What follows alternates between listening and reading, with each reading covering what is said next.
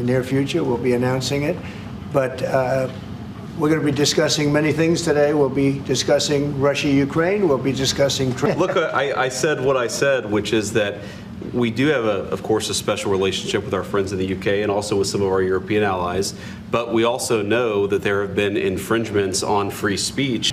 A lot of other companies, and we don't like the way they're treating our people now. We don't like the way they're treating our companies. They sell us cars. We don't sell them cars. They don't take our cars. They don't take much of our agriculture. And we have a deficit with them of about $350 billion. So I wouldn't say it's been such a great relationship personally, but other people did because it's politically correct to say that it's been good, but it hasn't been good. And we're going to change that. And we are going to have reciprocal tariffs. We're not going to have tariffs. We're going to have reciprocal. Whatever they charge us, we're going to charge them, which for many years, foolishly, I would have done that. But then all of a sudden we had COVID and we had other things to bring from His Majesty the King a letter. He sends his best wishes and his regards, of course. But he also asked me to bear this letter and bring it to you. So can I present the letter from the King to you? Thank you very much. Am I supposed to read it right now? Yeah, please do.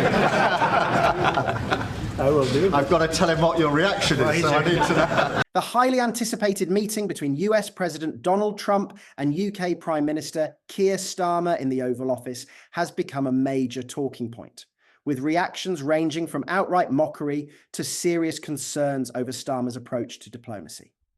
The discussions covered key global issues, including trade relations, the ongoing war in Ukraine, and the broader UK-US alliance. However, rather than projecting strength on the world stage, Starmer's performance left many questioning his leadership, with critics accusing him of being weak, deferential, and failing to stand up for British interests.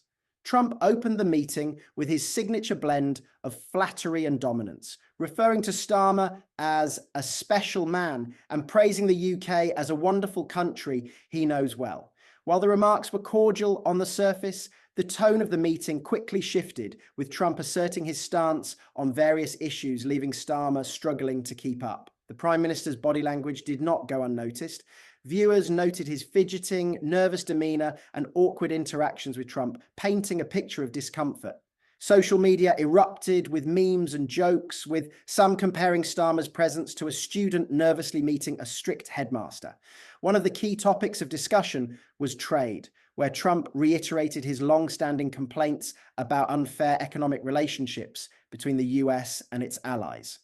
It's a great honor to have Prime Minister Starmer in the Oval Office. It's a very special place, and he's a special man. And the United Kingdom is a wonderful country that I know very well. I'm there a lot, and I'll be going there, and we expect to see each other in the near future. We'll be announcing it, but we're going to be discussing many things today. We'll be discussing Russia-Ukraine. We'll be discussing trade and lots of other items. And I think we can say that we're going to be getting along on every one of them. We've had a tremendous relationship, and frankly, the Prime Minister and I have met twice before, and we get along very famously, as you would say. And I look forward to it very much. We look forward to the day and the meeting we'll be having. So I look forward to it. And Mr. Prime Minister, thank you very much. Thank you. Thank you. Praising the British military as being capable of handling themselves without outside help. You don't need much help. You can take care of yourselves, Trump remarked, grinning. Starmer attempted to reaffirm the strength of the UK-US alliance, but the damage had been done. Critics saw this as a clear sign that the UK could not rely on unconditional American support in a crisis. The exchange led to further mockery online, with some suggesting Starmer had failed to secure a key assurance from Trump on military backing. Perhaps the most surprising moment of the meeting came when Starmer handed Trump a letter from King Charles, officially inviting him for a second state visit to the UK. Trump's face immediately lit up as he called the king a great gentleman and enthusiastically accepted the invitation. However, the move sparked backlash back in Britain, and many saw it as a desperate attempt by Starmer to win Trump's favor, with some even accusing him of using the monarchy for political gain. Critics pointed out that the invitation came at a time when Trump continues to push controversial trade policies that could hurt the UK economy. Some argued that Starmer was prioritising diplomatic optics over substantive negotiations, with one commentator describing it as bowing so low he's practically kissing Trump's shoes. The meeting's fallout has been swift and brutal for Starmer. The UK public, already frustrated with his leadership, took to social media to express their disappointment.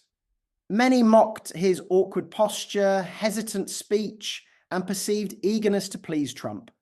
His critics argue that he failed to stand firm on key issues, allowing Trump to dominate the conversation and dictate the terms.